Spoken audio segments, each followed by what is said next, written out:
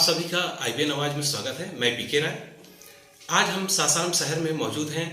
एक सुप्रसिद्ध डॉक्टर, बच्चों के जो स्पेशलिस्ट हैं, उनसे हम जानेंगे कि उनके अस्पताल में कौन कौन सी सुविधाएं हैं और वो कहाँ से यहाँ पे स्थापित हुए हैं। सर, आपका हमारे चैनल में स्वागत है। जी, बहुत धन्यवाद। सर, सबसे पहले हम आपका नाम जानना चाहेंगे। जी, मेरा नाम शशिकांत चौबे है। यहाँ लोग डॉक्टर एस के चौबे के नाम से जानते हैं। मैं यहीं बगल में भभुआ डिस्ट्रिक्ट, भभुआ सासाराम बॉर्डर पे हमारा गांव है, वहीं का रहने वाला हूँ। और मेरी बेसिक स्कूलिंग भभुआ से हुई है। उसके बाद फिर MBBS करने में रांची चला गया। MBBS के बाद मैंने PG जमशेदपुर से किया है और उसके बाद मैं फिर दिल्ली में गिरा। सर, सासाराम में आप कब से सेवा दे रहे हैं और पूर्व में कहाँ कहाँ सेवा दे चुके हैं? एक्चुअली मैं सासाराम में पिछले 7 साल से सेवा दे रहा हूँ।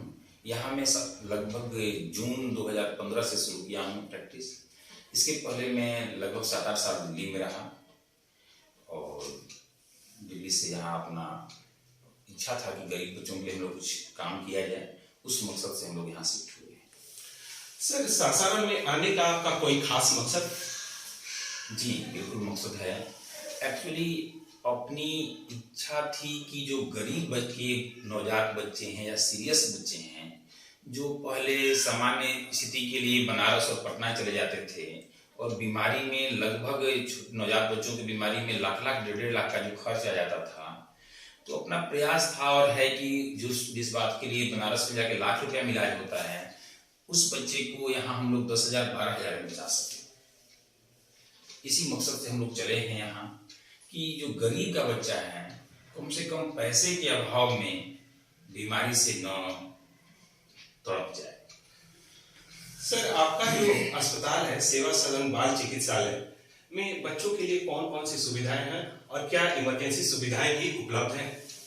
एक्चुअली सर, यहाँ सासाराम बाल सेवा सदन बाल चिकित्सालय में हम लोग सभी तरह के बच्चों की बीमारियों को डील करते हैं।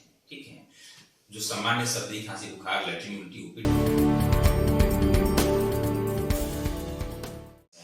कि जो नवजात बच्चे हैं, खासकर जो गरीब तबके के नवजात बच्चे हैं, उनको किसी तरह बचाया जाए। एक्चुअली जब बच्चा जन्म लेने के बाद कुछ बच्चे देर से रोते हैं, तो उसके चलते जो ऑक्सीजन की कमी के चलते जो दिमाग पर प्रभाव पड़ता है, इसको HIE बोलते हैं, हाइपोक्सिक इस्केमिक इंटेग्रोपैथी। यह बीमारी है कि उसको टाइमली अगर नॉट ट्रीट किया जाए तो बच्चा बचना मुश्किल होता है, पहली बात। दूसरी बात कि अगर बचता भी है और ढंग से ट्रीटमेंट न हो शुरुआत में ही बहुत जल्दी, तो बच्चा दिमागी रूप से जिंदगी भर के लिए अपंग हो जाता है। तो हमारा प्रयास है कि इन बच्चों को समय रहते हम लोग जितना जल्दी उनको ट्रीटमेंट प्रोवाइड कर सकें। और सबसे मेन फोकस यह है सर कि इन्हीं सब बातों के लिए न्यूनेटल सेप्सिस हुआ, न्यूनेटल मेनिंजाइटिस हुआ, जो खासकर कमजोर जो है कि बच्चे हैं, प्रीटर्म बेबी हैं, इन्हीं सब के इलाज के लिए हम बनारस और पटना में मरीज जाते थे और उसमें लाख 1.5 लाख 2 लाख तक खर्च करते थे। हमारा प्रयास है कि ऐसे बच्चों को कम से कम 10,000 12,000 8,000 बिना भर्ती के ही बचाया जा सके। अब आपके मन में सवाल उठेगा कि भाई आप इतने कम में कैसे करते हैं?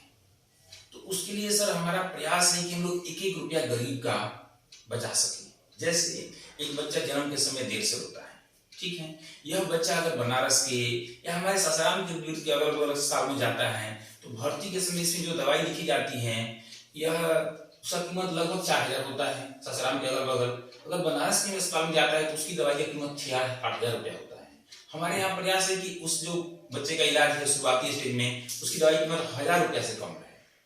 दूसरी बात कि यह बच्चा अगर हमारे पास जो HIE का बच्चा है जो देर से रोया है, अगर हमारे पास 4 दिन भर्ती रहा तो 4 दिन में लगभग उसके दवाई का खर्च जो है लगभग 1,500-1,600 तक में ही प्रयास करते हैं कि हम उसको सीमित रह जाए।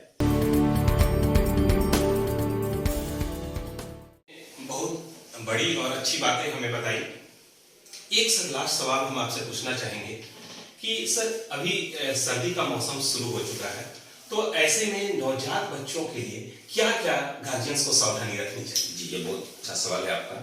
यह छोटे बच्चों के लिए सर्दी का सीजन, ठीक है, होता क्या है कि बच्चों के लिए जो न्यूनेटल रिसोसिएशन एक शब्द है जो बच्चों को रिवाइव किया जाता है, उसमें एयरवे, नॉर्मल जो रिसोसिएशन होता है उसमें टीएबीसी, एयरवे से भी ज्यादा टेम्परेचर को दिया गया है। ठीक है, तो बच्चे अगर हमारे ठंडे होते हैं तो शिथिल पड़ना शुरू हो जाते हैं, उन्हें तुरंत बहुत सेप्सिस में चले जाते हैं, बहुत ही लफड़ा चला जाता है। तो सबसे पहला चीज है कि बच्चे को गर्म रखें।